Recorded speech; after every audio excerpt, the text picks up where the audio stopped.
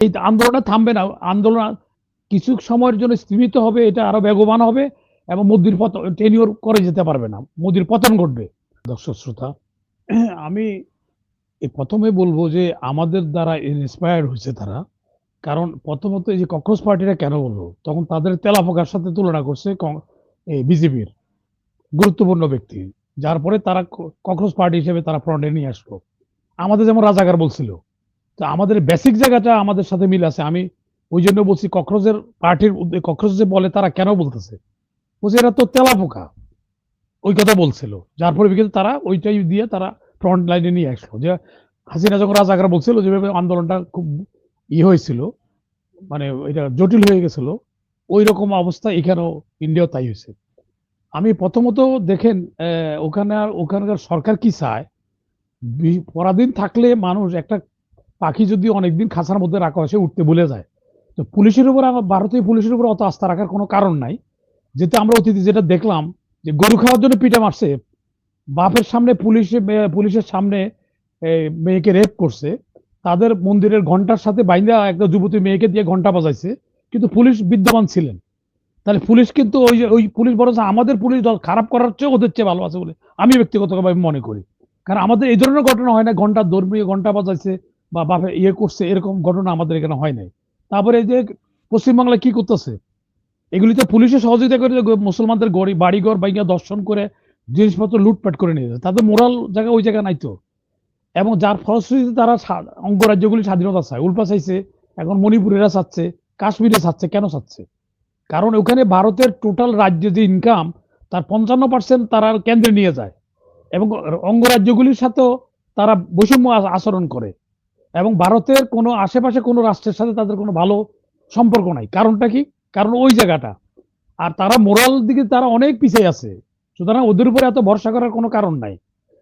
এমনি বহু লোক চাকরিচ্যুত হচ্ছে তারা রেপ করার জন্য, তার ডিপার্টমেন্টের ওখানে যখন হইচই করে মিডিয়া তখন তারপরে তাদেরকে সাসপেন্ড করে। ইউনিফর্ম অবস্থায় তারা এইগুলো করতেছে, মিলিটারিও করতেছে। আমাদের কাশ্মীরে কি করছে, কাশ্মীরে ব্ল্যাক আউট করে দিয়া আপনার ইন্টারনেট বন্ধ করে দিয়ে রেপ করছে মুসলমান মেয়েদেরকে। তো ওদের কাছে মোরালি, ওদের কাছে এত মোরাল করার কোনো নাই। এ প্রসঙ্গে আমি একটা কথা বলতে চাই, মোদি যখন ইলেকশনে আসার আগে মিডিয়াতে আসে, এটা আমার বক্তব্যটা, যখন জিজ্ঞাসা করা হয়েছে যে আমাকে কেউ কেউ বলছিলেন যে তখন কি এই মোদি কে ইলেকশন উইন করবে, আমি মোদি আসবে। তবে মোদি আসার সাথে সাথে আমি আরেকটা কথা বলছিলাম যে মোদির টেনিউরের মধ্যেই এই দেশ কয়েকটা রাজ্য স্বাধীন হয়ে যাবে। তো এখন মোদি কিন্তু এইটা কন্ট্রোল করতে পারবে না। কারণ এখানে কংগ্রেস যেটা করতেছে তারা তো স্কোর করতে চাবেই, মোদিকে তারা পারতেছে না। মোদি কিন্তু শেষের বার যে ইলেকশনে উইন করছে এটা ইভিএম এর কারসাজির মাধ্যমে করছে, টোটাল জনপ্রিয়তার মাধ্যমে করে নাই। তো সুতরাং এখানে ইভিএম চালু করছে, ওখানে বহু জায়গায় ইভিএম এর নিয়ে এটা প্রতিবাদও হয়েছে, সাক্ষ্য প্রমাণও পাইছে, কিন্তু সেখানে সে ম্যানেজ করে বলছে। আর তার এখানে যে ইয়ে আছে, অমিত শাহ আছে, অমিত শাহ কিন্তু খুনের আসামি, তার মৃত্যুদণ্ড হয়েছিল, কিন্তু তার উকিলকে তারা যখন ক্ষমতা আসে তারা চিফ জাস্টিস করে ফেলছে, করে আসার পরে তারা বেকসুর খালার দেওয়া হয়েছে।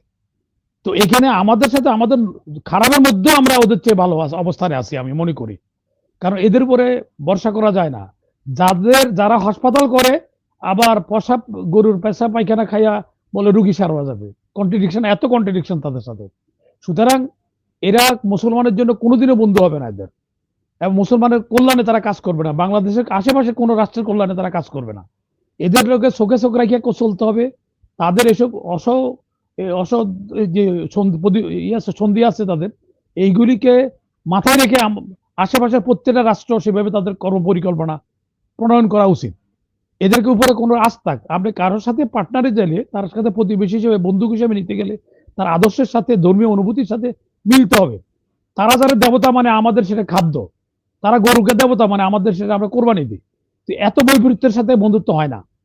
তো সুতরাং বন্ধু আদর্শের সাথে, বন্ধু নীতির সাথে, মূল্যবোধের সাথে বন্ধুত্ব হয়। সুতরাং ভারতকে যারা বন্ধু পাবে তারা ভুল জায়গায় আছে। ভারত কোনোদিনও বন্ধু কারো হয় নাই, আশেপাশে কারো কোনো রাষ্ট্রের হয় নাই। তা এই মাল দেবে পর্যন্ত তাদেরকে বন্ধু হিসেবে মানে না। তো এখন এই গেলে অবস্থা, এই আন্দোলনটা থামবে না। আন্দোলন কিছু সময়ের জন্য স্থিমিত হবে, এটা আরো বেগবান হবে এবং মোদির পতন টেনিওর করে যেতে পারবে না, মোদির পতন ঘটবে।